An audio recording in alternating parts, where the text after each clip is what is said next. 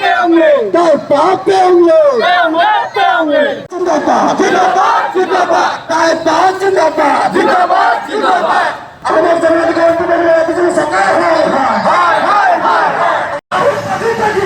লাগিছে জাগিব কাম না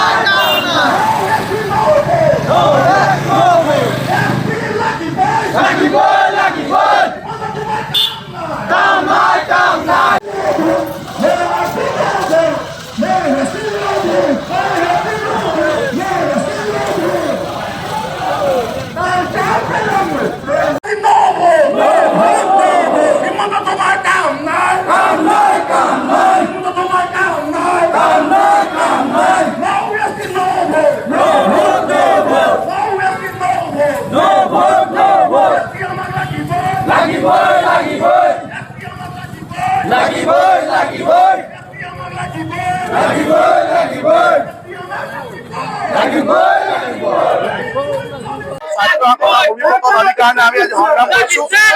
ডক্টৰ হিমন্ত বিশ্ব মিছলীয়া চৰকাৰ এই চৰকাৰখনে যেনেদৰে প্ৰতিশ্ৰুতি পূৰণ কৰিছিলে প্ৰতিশ্ৰুতি পূৰণ কৰিব পৰা নাই।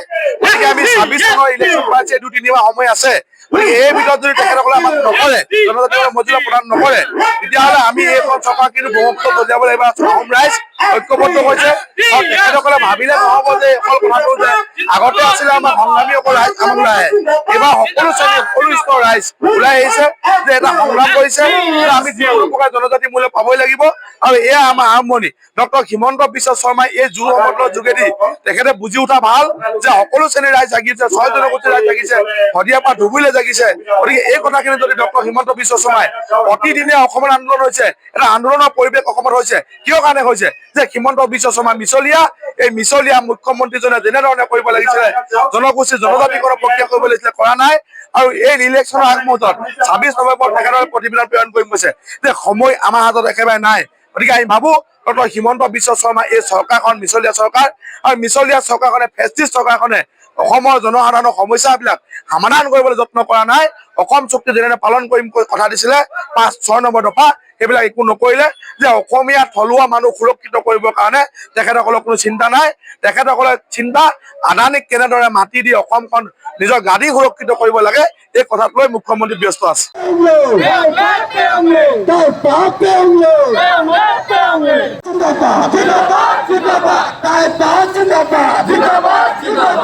আমাদের জন্য গণতন্ত্রের বিজয় সরকার হায় হায় হায় হায় লাগিছে জাগিব কাম নাই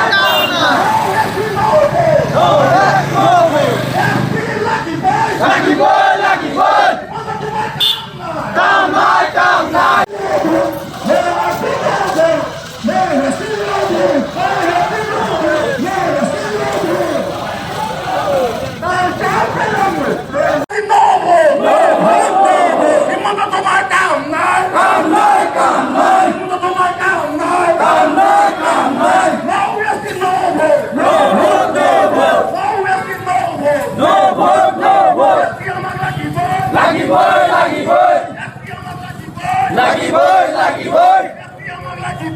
লাগিবই